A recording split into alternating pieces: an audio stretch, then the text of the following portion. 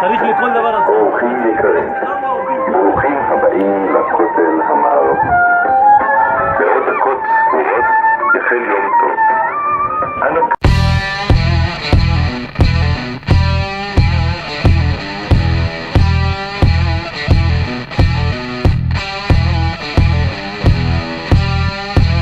Moi drodzy, nie wiem, cudem jakimś, kurwa,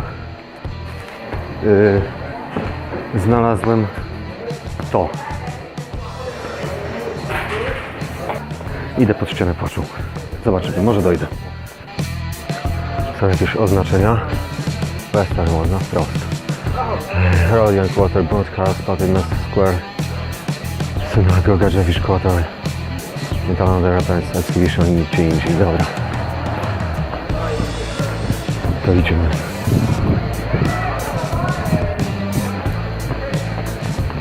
Dobra, jest tłum ludzi. Chciałem powiedzieć, że nienawidzę ludzi, ale teraz się cieszę. Bo jak wracają z takim tłumem, to znaczy, że tam jest coś ciekawego, a jak coś ciekawego, to pewnie to, co i ja szukam. Dobra. Dobra, stwierdziłem, że jednak nagram wam tą drogę. Przeszedłem stamtąd, przeszedłem przez plac i idę tu. I tu jest, słuchajcie, kolejna tablica, że znowu wiadomo, gdzie i w którą stronę. Ja już wam to na... Kurwa. Łatwo się poślizgnąć na tych kamieniach.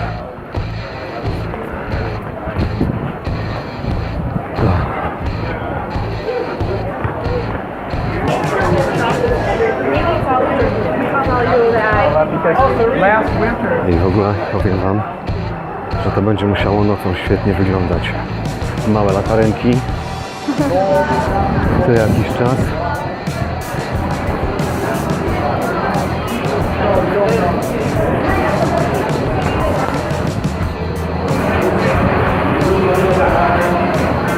Kurwa, gdzie ja jestem?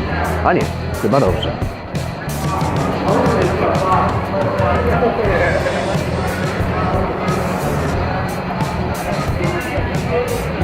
Western Wall. Znowu następna tabliczka. W dół. Po schodach. No to idziemy.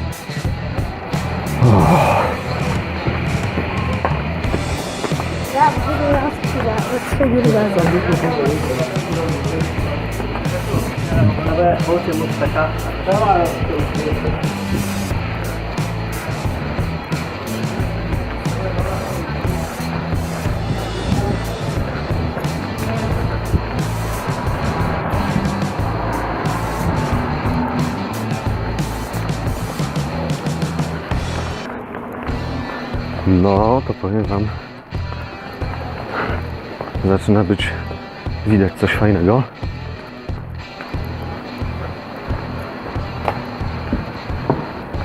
Kurwa, czapki nie wziąłem. A powinienem był. Tak to mnie nie wpuszczą. Albo będę musiał jakąś tam podobno jednorazową jarmułkę sobie przyczepić. No dobra, coś się wymyśli, zawsze coś wymyśli. A nie mogłem mieć takiego prostego wejścia, kurwa. No, tylko zapierdalam przez całe miasto. O, kopuła, ale o kopule to też wam powiem. Jeszcze nie wiem, jak się tam dostać.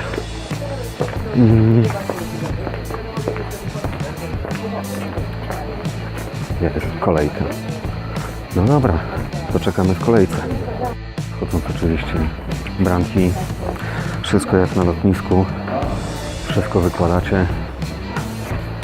Saszetkę będę musiał pewnie dać na taśmę. No tak, plecaki mam na taśmę. Tak to wygląda.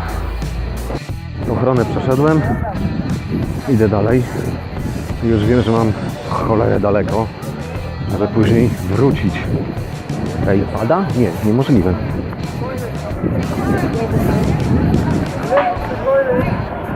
No i dobra, i mamy wreszcie jakieś normalne miejsce.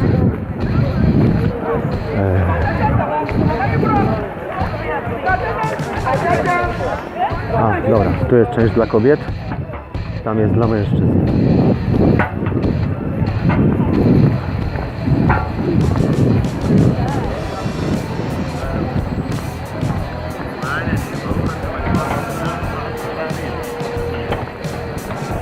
מה? נו.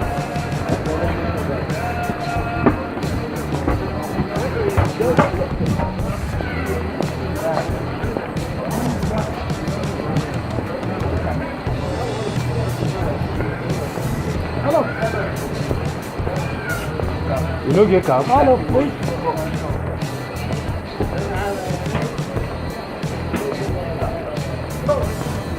Dobra, to już doktorek w Jarmułce.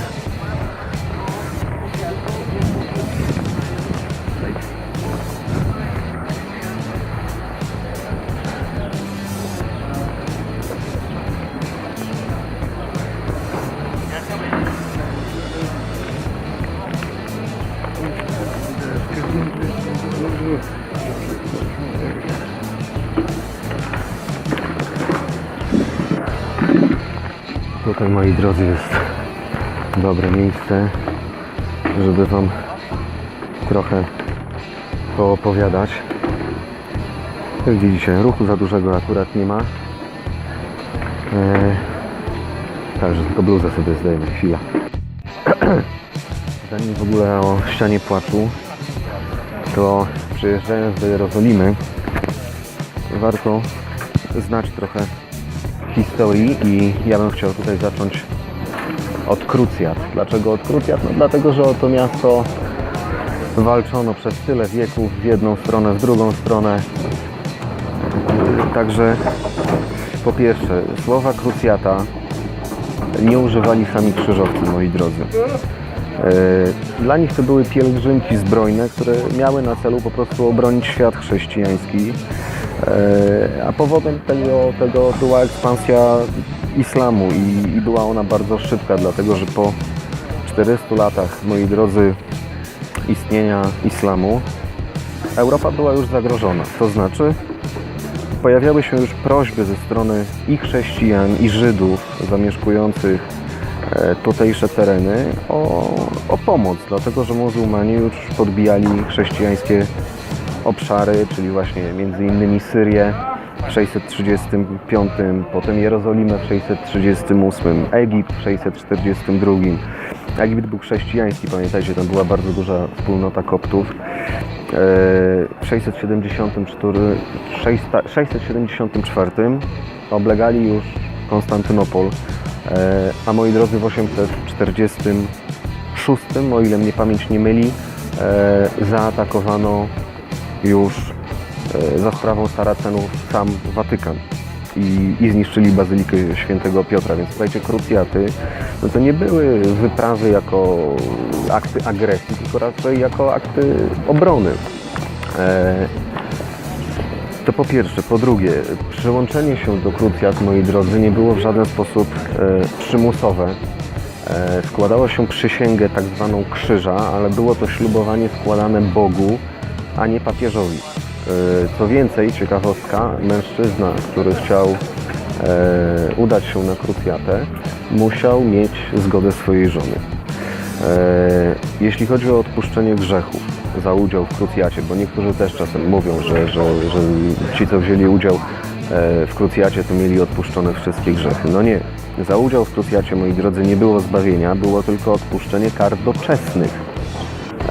Czyli za grzechy wyznawane w sakramencie spowiedzi, a papież nie załatwiał nikomu zbawienia. No nie. Ale osoby, która taką przysięgę złożyła, nie można było ani aresztować, ani więzić, ani nie była też taka osoba opodatkowana, więc to były jedyne przywileje poza bezpłatnym noclegiem w kościołach. I tyle. Kolejna rzecz, że krucjaty były wyprawami po kasę. No nie, ludzie. Udział w wyprawie kosztował takiego rycerza mniej więcej wartość 4-5-letniego dochodu.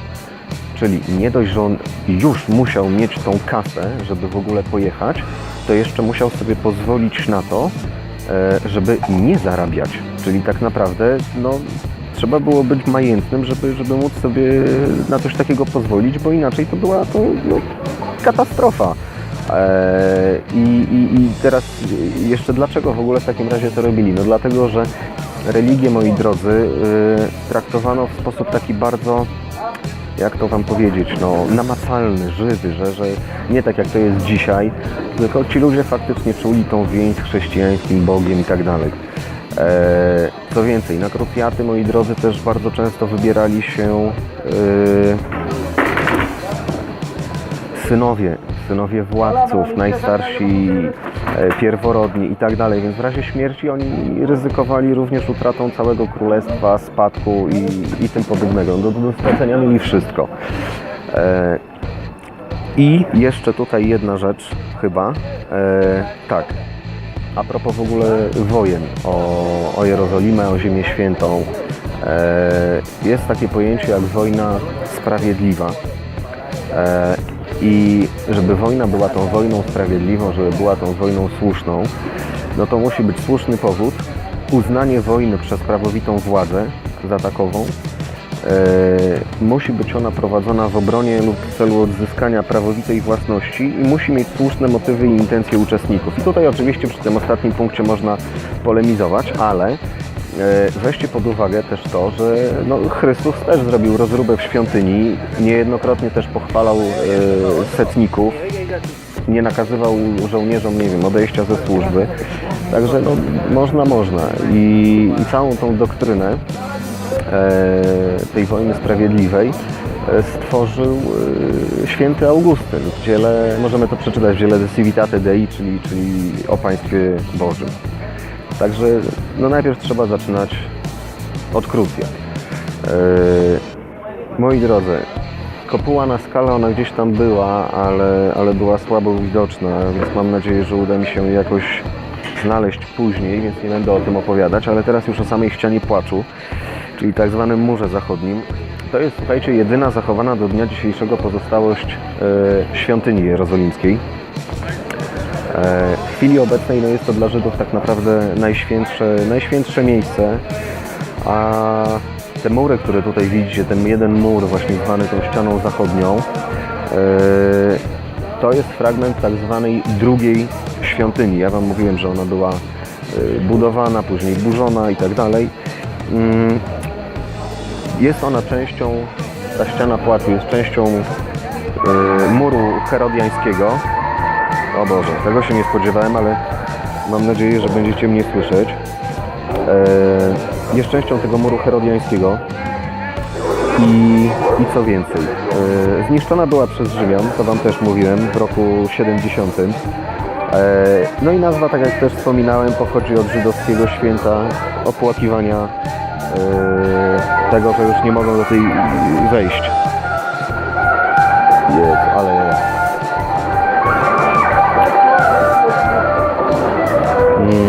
Co jeszcze? Jedynie połowa muru, który się tutaj zachował, włączając w to 17 rzędów kamieni znajdujących się poniżej poziomu gruntu, to pochodzi z okresu drugiej świątyni, która była zbudowana w XIX roku przed naszą erą przez Heroda Wielkiego. Wszystkie tutaj, moi drodzy, pozostałe części, jakie widzicie, czy tam z tamtej strony, zostały dobudowane dopiero w VII wieku. W VII wieku i później. Także ta nazwa mur zachodni odnosi się nie tylko do części tego muru przylegającego do tego naszego placu, tutaj w tej dzielnicy żydowskiej, ale również do fragmentu, który jest od strony całej długości tego wzgórza świątynnego, zwanego też wzgórzem Moria. Jednym z takich fragmentów jest mały mur zachodni, który ma 8 metrów długości, no ale teraz nie mam go Wam jak pokazać. Ta ściana płaczu była, moi drodzy, celem pielgrzymek tak naprawdę i modlitwy od wielu wieków. Pierwsze wzmianki na jej temat pochodzą z IV wieku naszej ery. Mniej więcej do XIX wieku Żydzi podejmowali wiele prób, żeby wykupić ten teren i mieć prawo do tego muru. Niestety nie udało im się. No i dopiero tak naprawdę z początkiem wieku XX oraz narodzinami ruchu syjonistycznego ten mur zachodni stał się przedmiotem wielu sporów pomiędzy właśnie społecznością żydowską a muzułmańską. Muzułmańscy przywódcy obawiali się, że nacjonaliści żydowscy będą żądać jakichś większych praw do tego muru, no a później będą chcieli na przykład rozszerzyć swoją władzę jeszcze dalej. No i tak naprawdę, moi drodzy, To, o czym warto też wspomnieć, to wzgórze świątynnie. Ja mam nadzieję, że później uda mi się jakoś z innej strony pokazać, na którym właśnie stała ta druga świątynia i cała Jerozolima. Gdy zamieszki na tym wzgórzu robiły się coraz większe, to w 1930 roku powołano Międzynarodowy Zarząd sprawujący opiekę nad tym wzgórzem świątynnym i jego okolicą, który ustanowił zasady dostępu tutaj i dla Żydów, i dla muzułmanów. No, a w 1948 po tej wojnie 6-dniowej arabsko-izraelskiej mur przeszedł już pod kontrolę Jordanii, pozostawał pod kontrolą Jordanii przez 19 lat, aż do zajęcia Jerozolimy w 1967 roku. Także do 1967 w ogóle nie był dla Żydów dostępny. I tak jak Wam mówiłem, jest tutaj część, ta na której ja teraz jestem, ona ma 48 metrów długości, szerokości. Ona jest dla mężczyzn, jest druga 12-metrowa dla kobiet. Tam jest schowana, moi drodzy, za tamtymi, nie wiem jak to nazwać, tym oddzieleniem. Co więcej, kobiety, słuchajcie, nie mają prawa się głośno tam modlić, śpiewać, nie mogą czytać tory, nie mogą składać rytualnego szalu modlitewnego. Robić to mogą tylko, moi drodzy, mężczyźni, a Żydówki, jeśli coś takiego zrobią, to zgodnie z prawem grozi im nawet obecnie za to areszt. Także tak. No i słuchajcie, jeśli chodzi o ścianę płaczu, no to chyba tyle. No mogłem Wam tu jeszcze o wzgórzu świątynnym opowiadać, ale mam nadzieję, że uda mi się to później jakoś z innego miejsca, bo teraz bym Was zanudził. Także tak. Także ściana płaczu, moi drodzy, zaliczona. I co? No i lecę dalej, zwłaszcza, że pogoda się robi taka nieciekawa. A, oni mają jeszcze chyba... A nie, wracają się plecami, przepraszam. אורחים יקרים, ברוכים הבאים לכותל המערבי. בעוד דקות ספורות יחל יום טוב. אנא קבלו את נוכחותכם והימנעו מצילום תמונות ושימוש בטלפונים ניידים ברחבת הכותל. No. A jarmułkę taką miałem. Biorę sobie na pamiątkę. Dobra, i teraz szukam wyjścia.